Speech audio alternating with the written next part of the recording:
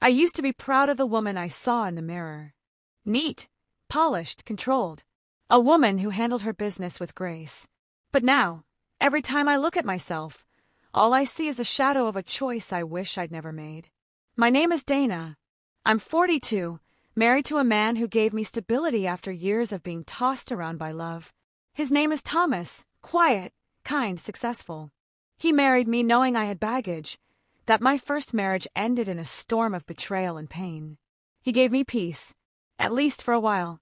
When I moved into his big, quiet house on the edge of a suburban cul-de-sac in Maryland, I thought I had finally found my happily ever after.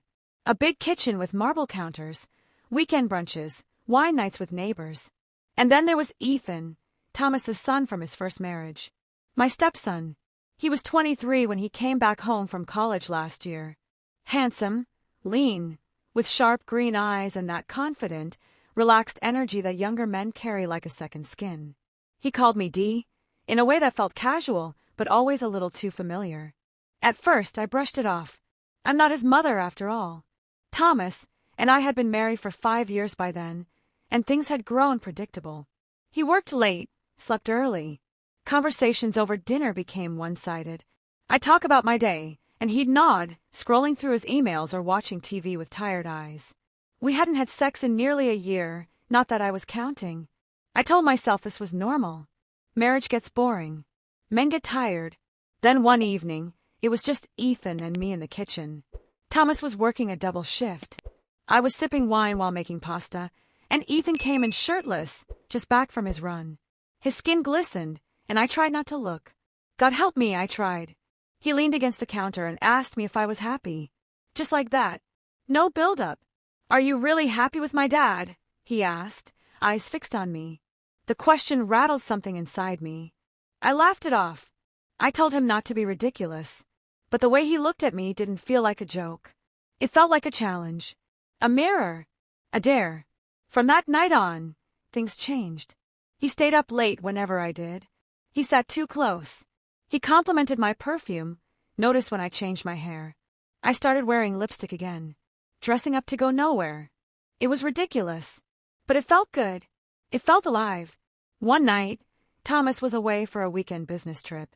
Ethan and I ended up watching a movie together. Some thriller I barely remember. What I do remember is the way he kept glancing at me, the way our arms brushed under the blanket, and how my stomach flipped like I was a teenager again. We had too much wine. I should have gone to bed. I knew I should have gone to bed. But I stayed. It was almost midnight when I turned to him, my voice slurred with guilt and desire. "We can't do this," I whispered, though we hadn't even done anything yet. It was like I was trying to stop a fire that hadn't even started. But it had. Ethan leaned in so close I could feel his breath on my lips. "Then why are you still here?" he said, his voice low and steady. And then he kissed me. It was soft at first, hesitant, testing. But I didn't pull away. God forgive me, I leaned into it. My hand went to the back of his neck, and I let him kiss me like I hadn't been kissed in years. I let my body forget what was right, and I let my heart chase something it shouldn't have wanted. When it was over, just the kiss, nothing more, I ran upstairs and locked myself in the bathroom. I stared at my face in the mirror, searching for the woman I used to be. She wasn't there. I told myself it was a mistake. A stupid, drunken lapse. But even as I said it, I knew the truth. A line had been crossed, one that couldn't be uncrossed. I wish I could say that was the end of it. That I learned my lesson, confessed to Thomas, or at least shut down the madness before it turned into something worse. But this isn't a story about wisdom or restraint. This is a story about weakness. Mine. If you've ever made a mistake you couldn't take back, something that left a stain on your soul, you'll want to hear what happened next. Don't forget to like and subscribe for more real, raw stories like this one. Sometimes, we need to hear what not to do. 4 days, I avoided Ethan like the plague. I kept myself busy, gym in the morning, volunteering at the library, anything to stay out of the house. But he knew what he'd done, what we'd both done, and he didn't seem sorry. Every time our eyes met, it felt like the kiss was still happening, unspoken, unfinished, tempting. Thomas was oblivious, still wrapped up in work, still blind to the slow destruction happening under his own roof. He'd kiss my cheek on his way out, ask if I needed anything, and I'd smile and shake my head like a good wife. Like a liar. I was becoming two people, one for him and one for Ethan. And I hated both. I thought the kiss would haunt me for a few days and then fade, that I'd snap back into reality and put Ethan in his place. But that's not what happened. Instead, something darker took hold, curiosity, lust, something twisted and sharp that grew under my skin. I started waiting for him to come home, watching the door when I heard his car pull into the driveway. I paid attention to how close he stood when he walked past me, how his voice dropped when he said my name. Every small gesture fed a hunger I didn't even realize I had, and I hated myself for it. One morning, about a week after the kiss, I was in the kitchen pouring coffee when Ethan came in shirtless again, towels slung low around his hips. He leaned against the fridge and stared at me like he could see through the mug in my hand to the pulse in my neck. "You've been avoiding me," he said casually. I didn't answer, just turned back toward the sink, trying to breathe like a normal human being. But my hands were trembling, and he noticed. "I didn't imagine that night, Dana," he continued. "You kissed me back." "I was drunk," I said. My voice cracked. "So was I." He stepped closer. "But I still think about it. Every damn day." I turned to face him, ready to explode, ready to shut it down once and for all. But the words didn't come. His eyes burned into me, and my body betrayed me. My knees weakened. I should have screamed at him, slapped him, sent him packing. Instead, I let him touch my face. His thumb brushed across my cheek, and the next thing I knew, my coffee mug was on the floor and his mouth was on mine again. This time there was nothing hesitant about it. I felt the danger, the wrongness, and still I kissed him like I'd been starved for years. And then we crossed the line completely. We didn't go upstairs. We didn't care that it was mid-morning or that Thomas could have walked in at any second. Ethan pulled me into the laundry room, slammed the door shut, and it happened right there on the washer. Clothes still spinning inside. Afterward, I sat on the cold tile floor, knees pulled to my chest, shaking. "I need to go," I whispered. But I didn't. I stayed right there, listening to my own breath and the sound of the machine. The affair started like a storm. Fast, loud, unstoppable. We didn't talk about love. We didn't whisper sweet nothings. It wasn't romantic. It was desperate. Physical. Addictive. We found ways to sneak time together like teenagers. When Thomas was in the shower, when he was out mowing the lawn, or during his late shifts. It wasn't long before I started lying. "Book club ran late," I told Thomas one night after sneaking back from Ethan's room. "There was a pile up on the freeway," I told him another night when I was really parked in a gas station trying to wipe Ethan's cologne off my skin.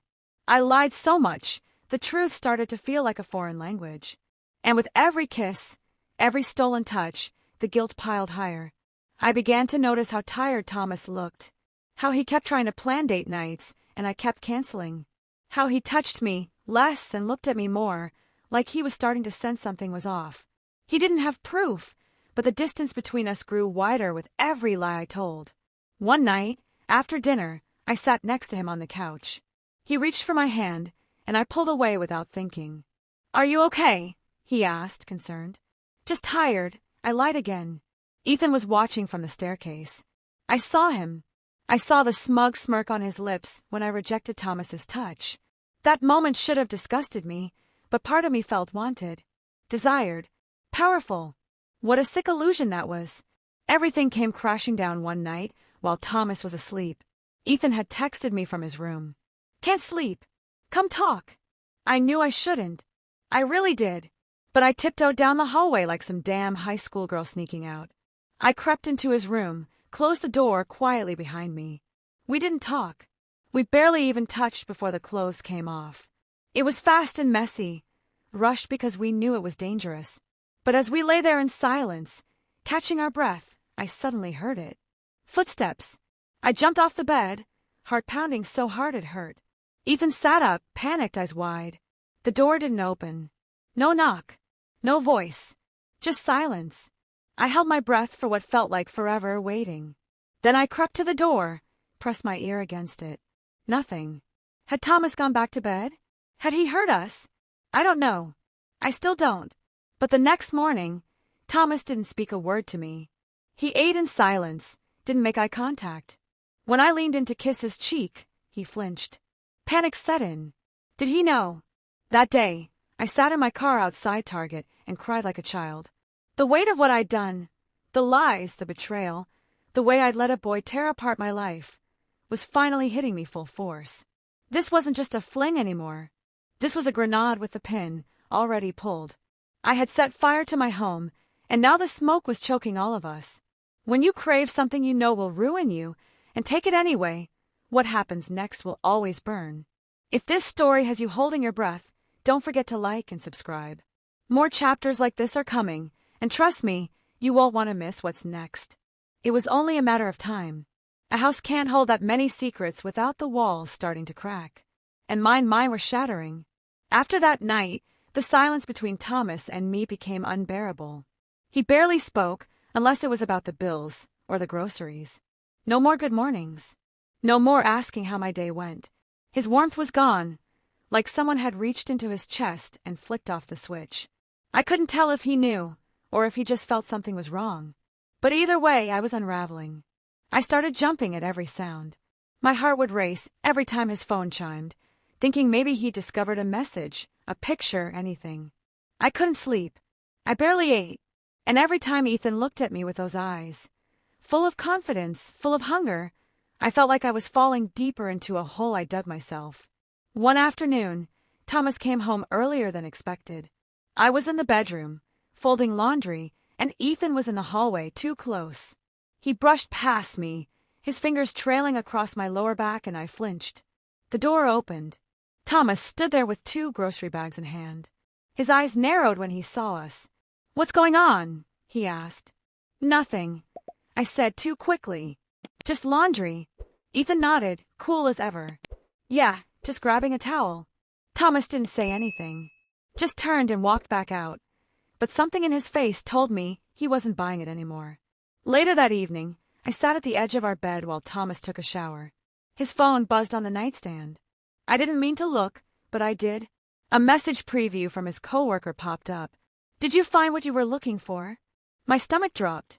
I stared at the screen, paralyzed. Was he investigating me? Was there a private eye involved? Had he been watching me and Ethan? When he came out of the bathroom, towel around his waist, I asked, trying to sound casual, "Everything okay at work?" He looked at me, quiet for a moment too long. "Yeah. Why?" I shrugged. "You seem distracted lately." He didn't answer. He just climbed into bed and turned off the lamp. The silence was louder than words. Ethan, meanwhile, had grown bolder. He started texting me when Thomas was in the same room. Short messages. "You looked beautiful tonight. I need you. Tell me you think about me," when you're lying next to him. Each one chipped at the last piece of conscience I had left. But the truth was, I did think about him. I thought about him constantly. I hated myself for it, but it was like a drug. I was addicted to the thrill, the danger, the way he made me feel wanted. One night, Ethan cornered me in the kitchen. "We can't keep doing this," I whispered, eyes darting toward the hallway. "He's onto us." Ethan stepped closer. "Then let's leave." I blinked. "What?" "Come with me," he said. "Let's just go. Screw the lies. Screw pretending." I stared at him like he'd lost his mind. "You want me to leave my husband? Your father." He didn't blink. "You and I both know this thing between us is real. Don't pretend like it isn't." I opened my mouth to argue, but nothing came out. Because deep down, I didn't know what I wanted anymore. And then it happened. I woke up to Thomas standing over me in the middle of the night. His face was pale, his jaw tight, his hand gripping his phone. "Get up," he said coldly. I sat up, confused and groggy. "What's wrong?" He held up the phone and played a voicemail. At first, it was static. Then a voice, Ethan's voice. "You can't keep pretending we don't exist. You moan my name, Dana." Not his. "And you know it." My whole body went numb. I didn't know how he got that recording. Maybe Ethan had left it as a twisted trophy. Maybe Thomas had gone through my phone or used some app. I didn't ask. I couldn't speak. He looked at me like I was a stranger. A disgusting, filthy stranger. "How long?" he asked, his voice hollow. I opened my mouth. "Thomas." "How?" "Long." I broke. A few months. He dropped the phone like it burned him. His face crumbled, not with rage, but with pain. I've never seen a man look more betrayed in my life. You slept with my son. Tears filled my eyes. I'm sorry. I never meant. Don't. You. Dare. He left the room. I followed him, begging, crying, trying to touch him, and being shoved away every time. He packed Ethan's things in garbage bags and dumped them by the front door. Called him down. Said nothing except, "Get out." Ethan stared at me like this wasn't real. You told him. I didn't, I said. He found out. Thomas turned to me one last time, eyes bloodshot. You ruined everything. And then he walked out. Not just from the room, but from me. The next morning, the house felt like a tomb. Quiet. Cold. Ethan was gone. Thomas was gone. Only I remained. In the mess I made. Sometimes the truth doesn't set you free. Sometimes it buries you.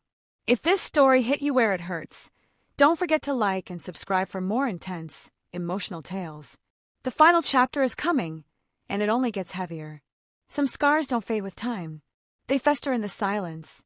They bleed into your reflection. They become part of who you are. After Thomas found out about me and Ethan, everything in my world collapsed like a house built on rotten wood. He moved out the same week. No yelling. No dramatic scene. He packed 2 suitcases and said he needed space. I tried to stop him.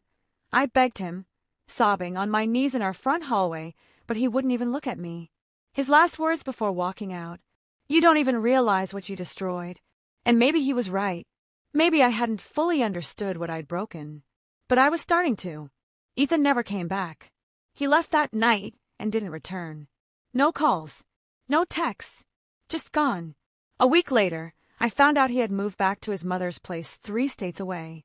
A friend of his posted a picture on Instagram. Him on a beach, beer in hand, smiling like nothing had happened. I stared at that photo for an hour. How could he smile while I was drowning? I tried to fix things with Thomas. I wrote letters. I left voicemails. I even showed up at his office one day like a fool. He wouldn't speak to me. Just stared through me like I wasn't the woman he'd once loved. In truth, I don't think he ever saw me again after that night. Not the real me. Not the Dana he married. That woman was dead. I'd killed her. I started going to therapy. The first session was brutal. I sat there in a sterile room across from a stranger and tried to explain how I betrayed the only good man who ever truly loved me with his son. Every time I said the words out loud, I wanted to crawl out of my own skin. The therapist said something I'll never forget. Sometimes we destroy things not because we hate them, but because we don't believe we deserve them. That hit me hard, because deep down, I never believed I deserved peace. I spent years building walls from childhood wounds, abuse, neglect, abandonment. When Thomas gave me stability, I didn't know how to handle it. I needed chaos to feel alive, so I created it, with Ethan, and I lost everything for it. Now the house is empty. The echo of my own footsteps follows me from room to room. The kitchen still smells like cinnamon, just the way Thomas liked it. His toothbrush is still in the holder, untouched. I don't have the heart to throw it away. Every night, I lie in bed and think about the moment Ethan first kissed me. I remember the thrill, the fire, the lies I told myself. And I wonder, if I could go back to that exact moment, would I stop myself? I want to say yes. God, I want to. But part of me still aches when I think about Ethan's lips, his hands, the way he looked at me like I was the only woman in the world. That's the part of me I'm learning to hate, the selfish part, the part that cost me everything. Thomas still hasn't filed for divorce. I don't know if it's because he's still deciding or because he just doesn't care enough to finish what we started. I mailed him a letter last week, 4 pages long, pouring my soul out. He didn't respond. Maybe he never will. I see our neighbors sometimes. They wave less, smile less. I can feel their eyes when I take out the trash or walk to the mailbox. I'm the woman who slept with her stepson, the one who ruined her family. The whispers sting, but not as much as the silence in my own head. I deserve it. All of it. Last Thursday, I found one of Ethan's old t-shirts in the laundry room. A plain white tee with a tiny rip near the collar. I held it against my chest and cried so hard I thought I'd throw up. Not because I miss him, Because I miss myself, the woman I used to be. Before all this. Before I let lust become a weapon. Before I betrayed a man who trusted me. Before I confused desire with love. I sit by the window now. Every evening around sunset, I pour a glass of wine and watch the sky change colors. Sometimes, I imagine Thomas walking back up the steps, forgiving me. Other times, I imagine Ethan knocking on the door and saying he still wants me. But neither fantasy brings peace anymore. Because even if they came back, I'm not sure I'd want to be the woman they'd return to. I'm learning to live with the silence, to sit with the shame, to own what I did. I used to think regret was something you could overcome. That time could patch it up like a scraped knee. But some regrets don't heal. Some regrets are tattoos on your soul. I thought I was chasing love. What I found was a mirror to my worst self. If you follow my story this far, thank you. These stories come from real places, the broken places. Don't forget to like and subscribe for more true-to-life dramas like this one. Sometimes, the most painful stories are the ones that teach us the most.